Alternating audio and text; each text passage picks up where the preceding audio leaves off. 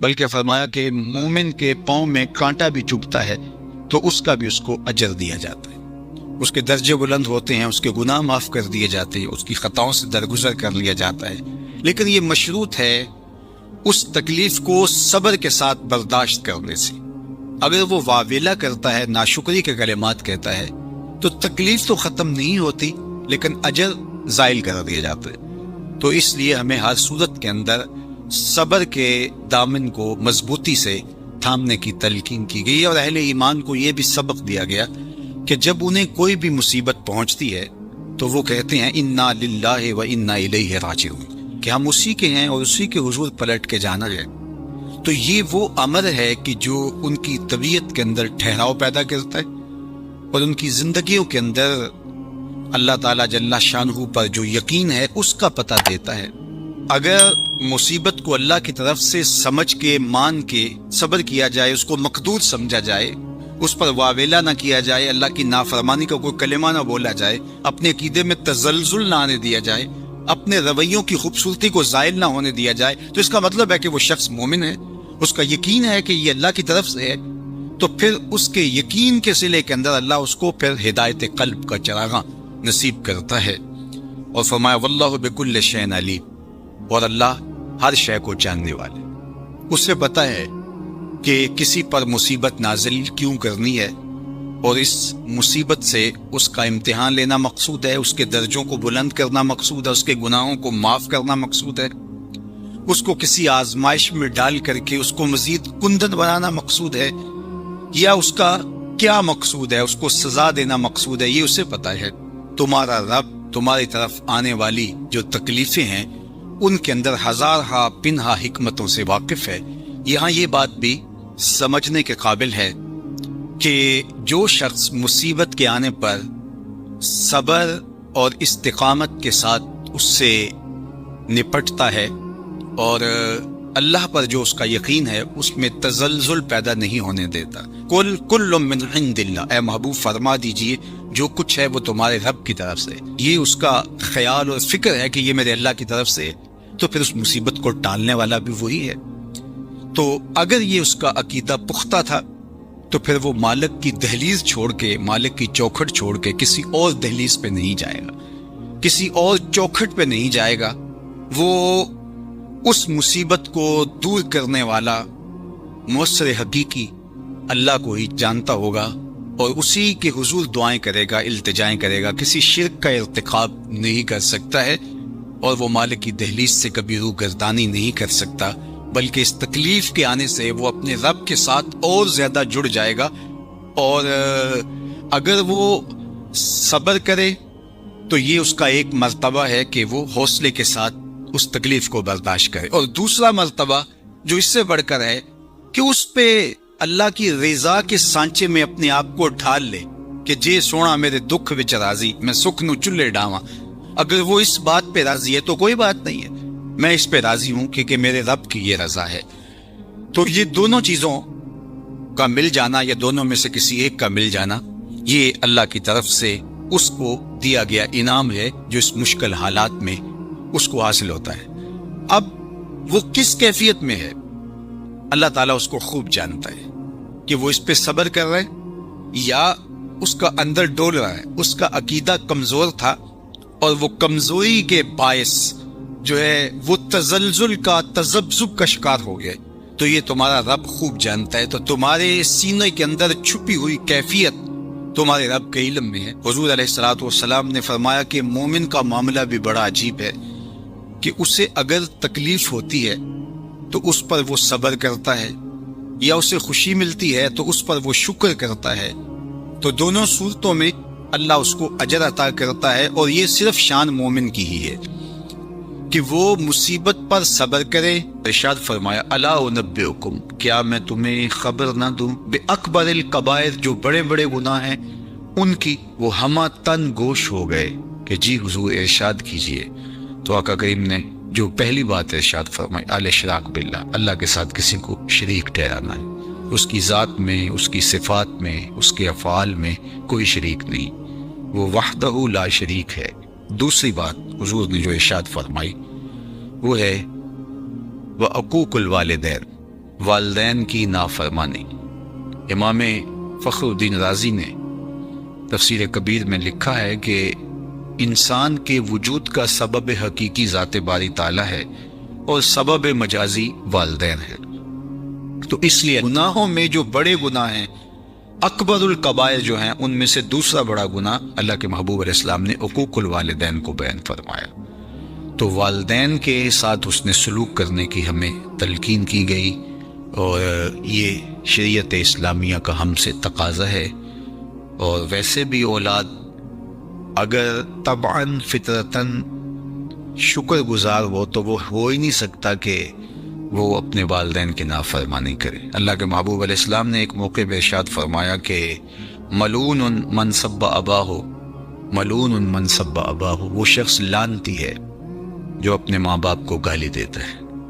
تو کتنی سخت مذمت کی گئی اس شخص کی جو والدین کی نافرمانی کرتا ہے۔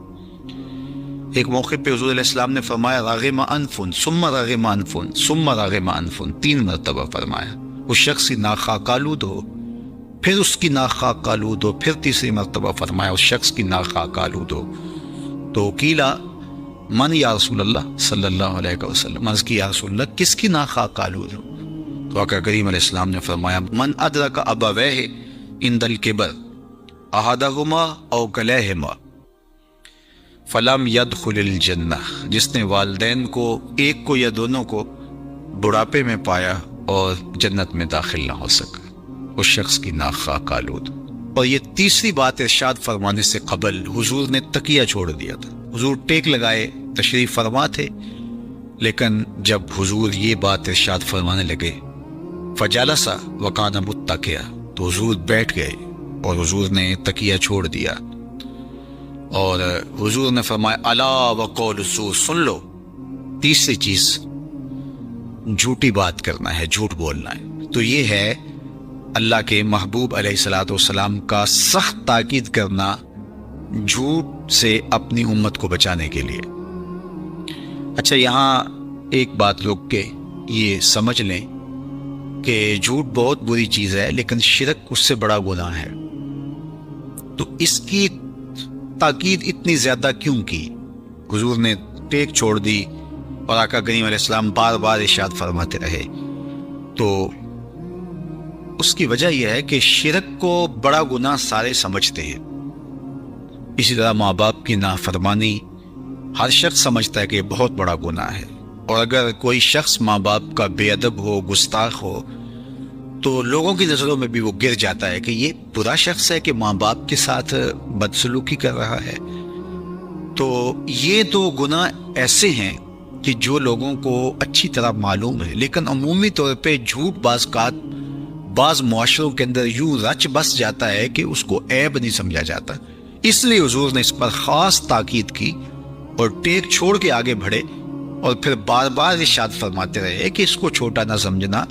جس طرح اکبر الکبائر میں شرک ہے، اکبر الکبائر میں عقوق الوالدین ہے، اسی طرح یہ بھی اکبر الکبائر میں شامل ہے کہ کوئی شخص جھوٹ بولے۔ تو جھوٹ بولنا یہ اللہ کی ناراضگی کا سبب اور ذریعہ ہے۔ تقریباً 200 قرآنی آیات جھوٹ کی مذمت اور جھوٹ سے بچنے کی تاکید اور ترغیب میں ہے، اور سینکڑوں احادیث جھوٹ کی مذمت میں اور جھوٹ سے دامن کو بچانے کی تلقین پر مشتمل ہے۔ تو اس لیے اللہ کی بارگاہ میں یہ دعا مانگیں کہ اللہ ہمیں جھوٹ کے مرض سے نجات دے اور ہمیں ہمیشہ سچ اور سچائی کی توفیق سے مالا مال کرے۔ آئیے حضور علیہ السلام کا ایک اور فرمان دیکھتے ہیں۔ حضور نبی رحمت صلی اللہ علیہ وسلم نے ارشاد فرمایا من کانت نیتہ طلب الآخرہ، جس شخص کی نیت مقصد زندگی آخرت طلب کرنا ہے، وہ دنیا پہ آیا اس لیے ہے، اس کی آرزو ہے کہ میری آخرت ٹھیک ہو جائے، وہ دن رات لگا ہوا ہے آخرت کو درست کرنے کے معاملے میں۔ جس کا مقصد زندگی طلب آخرت ہے، جعل اللہ غناہ فی قلبہ وجمع لہ شاملہ واتتہ الدنیا وہی راغمۃ، تو اللہ تعالیٰ اس کے دل میں غنا ڈال دیتا ہے، اس کی محتاجی دور کر دیتا ہے، اور دنیا ساری اس کے پاس جو ہے ایسے آتی ہے اس کے پاس جس طرح کے لونڈیاں آتی ہیں۔ لونڈی بن کے، خادمہ بن کے، نوکر بن کے دنیا اس کے قدموں تلے آتی۔ یہ وہ جس کا مقصد آخرت ہے۔ دنیا کی مثال سائے کی ہے نا، سائے کے پیچھے بھاگو تو آگے بھاگتا ہے، سائے کے آگے بھاگو تو پیچھے بھاگتا ہے۔ جس کی طلب دنیا نہیں ہے، جس کی طلب آخرت ہے، تو اس کے مقصد اور مقدر کی جو دنیا ہے وہ اس کو ملنی ہے، لیکن اس کو پیچھے بھاگے گی، لونڈیوں کی طرح، خادماؤں کی طرح اس کے پیچھے آئے گی۔ اور فرمایا وَمَنْ كَانَتْ نِيَّتُهُ طَلْبُ الدُّنْيَا، اور جس کا مقصد زندگی طلب دنیا ہے، جَعَلَ اللَّهُ الْفَقْرَ بَيْنَ عَيْنَيْهِ، اللہ تعالیٰ اس کی دو آنکھوں کے درمیان محتاجی لکھ دیتا ہے۔ وَشَتَّتْ عَلَيْهِ أَمْرُهُ، اور اس کے اوپر معاملے مشکل ہو جاتے ہیں، متنوع اور مختلف ہو جاتے ہیں، یہ بھی مصیبت، یہ بھی کرنا ہے، وہ بھی کرنا ہے، ہر وقت پھنسا ہوا ہے۔ وَلَا يَأْتِيهِ مِنْهَا إِلَّا مَا كُتِبَ لَهُ، اتنا کچھ ہونے کے باوجود حضور فرمایا ملتا وہی ہے جو اس کے مقدر میں لکھا ہوا ہے۔ پہلے کو بھی مقدر کا ملا، دوسرے کو بھی مقدر کا ملا، لیکن پہلے کے پیچھے بھاگ کے دنیا گئی اور دوسرا دنیا کے پیچھے بھاگتا رہا۔ پہلے کے پیچھے دنیا ذلیل ہو کے آئی اور دوسرا دنیا کے پیچھے ذلیل ہوتا رہا۔ اب اگر آخرت کے طالب بن جائیں گے تو دنیا پیچھے پیچھے ہوگی، اگر دنیا کے طالب بن جائیں گے تو پھر دنیا آگے آگے ہوگی۔ حضرت ابو ہریرہ رضی اللہ تعالی عنہ سے ہی ایک روایت ہے، فرماتے ہیں کہ امرنی ربی بتسعین، کہ حضور فرماتے ہیں کہ میرے رب نے مجھے 9 چیزوں کا حکم دیا ہے، میرے رب نے مجھے 9 چیزوں کا حکم دیا ہے۔ خشیت اللہ فی السر والعلانیہ، کہ میں اعلانیہ بھی اور مخفی بھی اللہ سے ڈروں، ایک تو مجھے اس کا حکم دیا ہے، اعلانیہ طور پہ بھی اللہ کا خوف ہو اور مخفی طور پہ بھی۔ دوسری بات وَكَلِمَةِ الْعَدْلِ فِي الْغَضْبِ وَالرِّضَا، غصے میں ہوں یا کہ خوشی کے ماحول میں عدل انصاف کو ہاتھ سے نہ چھوڑو، کلمہ عدل ہی کہوں، مجھے یہ بھی حکم رب نے دیا۔ تیسرا حکم وَالْقَسْطِ فِي الْفَقْرِ وَالْغِنَىٰ، دولت مندی اور محتاجی، غربت، دونوں ادوار کے اندر مجھے میانہ روی سے چلنے کا حکم دیا ہے۔ چوتھی چیز وَأَنْ أَصِلَ مَنْ قَطَعَنِي، جو میرے سے قطع تعلق کرے میں اس سے تعلق جوڑوں، یہ مجھے حکم دیا گیا۔ پانچواں حکم یہ دیا گیا وَأُعْطِيَ مَنْ حَرَمَنِي، جو مجھے محروم کرے میں اس کی جھولیاں بھر دوں۔ وَأَعْفُوَ عَمَّنْ ظَلَمَنِي، اور جو میرے اوپر ظلم کرے میں اس کو معاف کر دوں۔ وَإِنْ يَكُونَ صَمْتِي فِكْرًا، میں خاموش رہوں تو فکر کروں، وَنُطْقِي ذِكْرًا، جب بولوں تو ذکر کروں، وَنَظْرِي عِبْرًا، جب دیکھوں تو عبرت حاصل کروں، وَآمُرَ بِالْعُرْفِ وَقِيلَ بِالْمَعْرُوفِ، اور جب کسی کو حکم دوں تو نیکی کا ہی حکم دوں۔ کہا میرے رب نے یہ مجھے 9 باتیں ارشاد فرمائی ہیں۔ اب حضرت ابو ذر غفاری رضی اللہ تعالی عنہ کو جو حضور نے ارشاد فرمایا وہ بھی سماعت کر لیں۔ قال امرنی خلیلی بسبع، کہا میرے آقا و مولا حضور ختم المرتبت نے مجھے 7 چیزوں کا حکم دیا۔ وہ حضور فرماتے میرے رب نے مجھے یہ حکم دیا، ان 9 چیزوں پہ عمل کر۔ اور یہاں حضرت ابو ذر غفاری فرماتے ہیں میرے آقا نے، حضور نے مجھے ان 7 چیزوں پہ عمل کرنے کا حکم دیا۔ اب ان 7 چیزوں کو من میں اتاریں اور آج کے اس جمعے کے اجتماع میں اپنے دامن میں لپیٹ کے لے جائیں اور اس پر عمل کی کوشش کریں۔ پہلی بات امرنی بحب المساکین والدنو منہم، حضرت ابو ذر غفاری فرماتے ہیں حضور نے مجھے مسکینوں سے پیار کرنے کا حکم دیا، والدنو منہم، اور فرمایا کہ ان کے پاس بیٹھا کرو۔ جو مسکینوں کے پاس بیٹھتا اس میں تکبر پیدا نہیں ہوتا ہے۔ پہلا حکم حضور نے مجھے دیا کہ میں مسکینوں کے پاس بیٹھا کروں اور ان کے ساتھ محبت کیا کروں۔ اور دوسرا حکم حضور نے یہ دیا وَآمَرَنِي أَنْ أَنْظُرَ إِلَى مَنْ هُوَ دُونِي وَلَا أَنْظُرَ إِلَى مَنْ هُوَ فَوْقِي، حضور نے مجھے یہ حکم دیا ہے کہ میں اپنے اوپر نہ دیکھوں، اپنے نیچے دیکھوں۔ اپنی مٹی پہ ہی چلنے کا سلیقہ سیکھو، سنگ مرمر پہ چلو گے تو پھسل جاؤ گے۔ حضرت شیخ سعدی فرماتے ہیں کہ میں دمشق کی جامع مسجد میں جمعہ پڑھنے گیا، میرے کسی نے جوتے اٹھا لیے، میرے پاس پیسے بھی نہیں تھے کہ مزید جوتے خرید سکتا۔ بازار میں گزر رہا ہوں، دل میں یہ بات آئی کہ زمانہ تیرا احترام کرتا اور تیری یہ حالت کے جوتے خریدنے کے لیے رقم بھی تیرے پاس نہیں ہے۔ کہتے ہیں یہ شکوہ پیدا ہو ہی رہا تھا، آگے سے ایک بندہ آ رہا تھا جس کے پاؤں ہی نہیں ہے، تو میں نے فوراً سر جھکا دیا، میں نے کہا مالک تیرا شکر ہے، جوتے آج نہیں تو کل نصیب ہو جائیں گے، میرے پاؤں تو سلامت ہیں۔ تو حضرت ابو ذر غفاری فرماتے ہیں مجھے حضور نے حکم دیا ابو ذر اپنے اوپر نہ دیکھا کرو، اپنے نیچے دیکھا، تم اوپر دیکھتے ہو، اگر ہم دیکھ رہے ہیں ہمیں پنکھا بھی نصیب نہیں ہے اور ہم یہاں میدان میں بیٹھے ہوئے ہیں تو ان کو بھی دیکھیں کہ جن کا گھر لٹا ہوا ہے اور وہ سڑکوں پہ بیٹھے ہوئے ہیں کھانے کے لقمے کا انتظار کر رہے ہیں، ہم ان کو بھی دیکھیں۔ جب نیچے دیکھیں گے تو قرار آ جائے، جب اوپر دیکھیں گے تو پھر بندہ بےتاب ہو جائے گا، مضطرب ہو جائے گا کہ آئے میرے ساتھ کیا بن گیا۔ اس لیے فرمایا کیسا زندگی گزارنے کا ڈب سکھایا حضور نے، فرمایا ان انظر الی من هو دونی ولا انظر الی من هو فوقی، اپنے سے اوپر نہ دیکھوں، اپنے سے نیچے دیکھوں۔ وامرنی ان اصل الرحم وان ادبرت، مجھے حضور نے یہ حکم دیا کہ میں رشتہ داروں کے ساتھ اچھا سلوک کروں، اگرچہ وہ پیٹھ پھیر کے بھاگنا بھی چاہیں لیکن میں ان کا پیچھا نہ چھوڑوں، میں رشتہ داری کے حق کو نبھاؤں۔ وامرنی الا اسال احدا شیئا، کہا مجھے حضور نے یہ بھی حکم دیا ہے کہ ابو ذر کبھی کسی سے کچھ نہ مانگنا، کسی کے سامنے سوال نہ کرنا، ہاتھ نہ پھیلانا۔